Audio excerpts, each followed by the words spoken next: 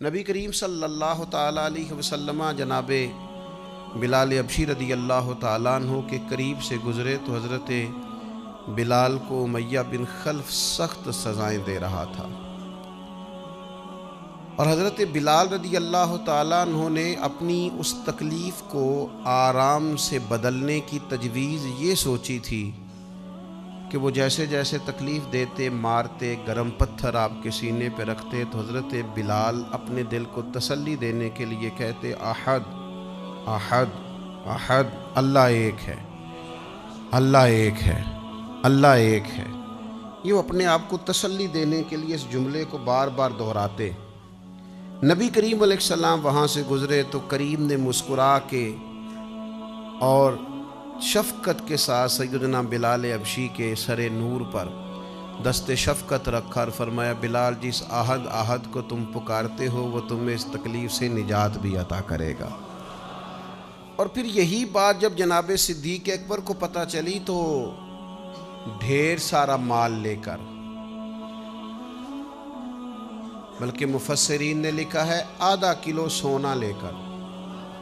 آدھا کلو سونا، کمر اچھا ہے فلک پہ نہ ہلال اچھا ہے، نظر بھی نہ ہو تو دونوں سے بلال اچھا ہے، کم و بیش آدھا کلو سونا لے کر حضرت بلال کو خریدنے گئے اور پھر خرید لائے۔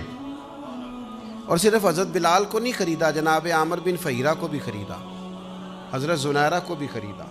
بہت سارے ایسے لوگ جو کفر کے نرغے میں تھے اور مسلمان تھے اور تکلیف دی جاتی تھی اور ستائے جاتے تھے، حضرت ابوبکر صدیق نے ان کو خریدا۔ اب اس زمانے میں، اس ماحول میں جب ہر چیز پیسوں میں تلتی تھی، لوگوں کے اندر اخلاص کا ڈھونڈنا اور اللہ کی رضا کے لیے کسی کی مدد کرنا یہ کچھ مشکل سا اور بے موسمہ سا پھل تھا، تو حضرت بلال کو اتنے مہنگے داموں میں سیدنا ابوبکر صدیق نے خرید لیا تو لوگ چم گوئیاں کرنے لگے، کہنے لگے یہ ویسے عجیب بات ہے، یہ ویسے ہوتا نہیں، یعنی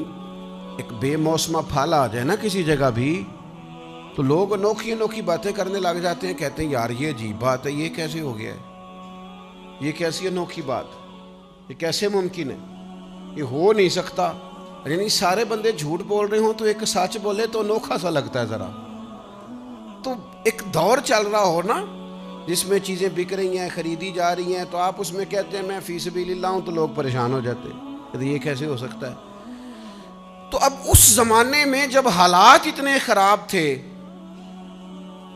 کہ لوگ ایک ایک دینار کے لیے گلے کاٹ دیتے تھے،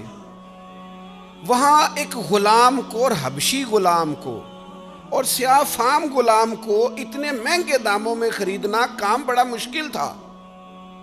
اب جب مکے میں یہ بات پھیلی کہ یہ کام حضرت صدیق اکبر نے کیا ہے تو پھر لوگ پتہ کیا کرتے ہیں، کوئی بات نہ ملے تو کوئی بات بنا لیتے ہیں۔ لوگوں کو عادت ہوتی ہے، مخلوق تو فنکار ہے، اس درجہ کے پل بھر میں سنگے در کعبہ سے بھی اصنام تراشے، تم کون ہو، تم کون ہو، کیا چیز ہے داغ کبابی، لوگوں نے تو جناب مریم پہ بھی الزام تراشے۔ بات نہ ملے تو لوگ بات بنا لیتے ہیں، بات گھڑنا کو مشکل کام ہے، اتنی سونی گھڑتے ہیں کہ لگتا ہے کہ یہ جھوٹ ہے ہی نہیں، سچ ہے۔ انہوں نے بات گھڑ لی، طے کر لی، کہنے لگے وہ ایسے نہیں ابو بکر نے خریدا، کوئی کسی زمانے میں بلال نے کوئی احسان کیا ہوگا، وہ احسان کا بدلہ اتارا ہے، اتنا مہنگا بلال خریدنا سمجھ میں نہیں آتا۔ جس رب کی رضا کے لیے حضرت ابو بکر نے یہ کام کیا تھا اس رب کا قرآن بولا، فرمایا وَمَا لِأَحَدٍ عِندَهُ مِن نِعْمَةٍ تُجْزَىٰ، اللہ کہتا ہے اس پر کسی کا کوئی احسان نہیں جس کا اس نے بدلہ دیا ہو۔ یہ حضرت صدیق اکبر کے حق میں آئے تھا، رب بولا، رب بولا، خدا خود میر مجلس بود، اور جب جب صحابہ پہ اعتراض ہوا تب تب اللہ کا قرآن بولا ہے وَمَا لِأَحَدٍ عِندَهُ مِن نِعْمَةٍ تُجْزَىٰ، فرمایا اس کا کوئی احسان نہیں۔ کون کہہ رہا ہے؟ حضرت صدیق کے والد نہیں بولے، بھائی نہیں بولے، بیٹیاں نہیں، او قربان جاؤں نبی کریم نہیں بولے، رب بولا،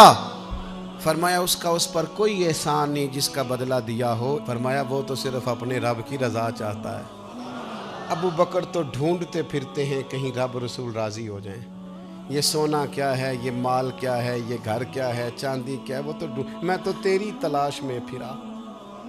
جنگل پہاڑ اور دشت میں, تینوں لب دیاں آپ گواچے, سانو اپنی خبر نہیں کوئی. وہ تو اللہ کی رضا تلاش کر رہا ہے تو مالک پھر ملے گا کیا؟ فرمایا والا سوف یردا, بڑی جلدی رب راضی بھی ہو جائے گا ابو بکر سے. رب کا وعدہ ہے کہ رب جناب صدیق اکبر سے راضی بھی ہو جائے گا.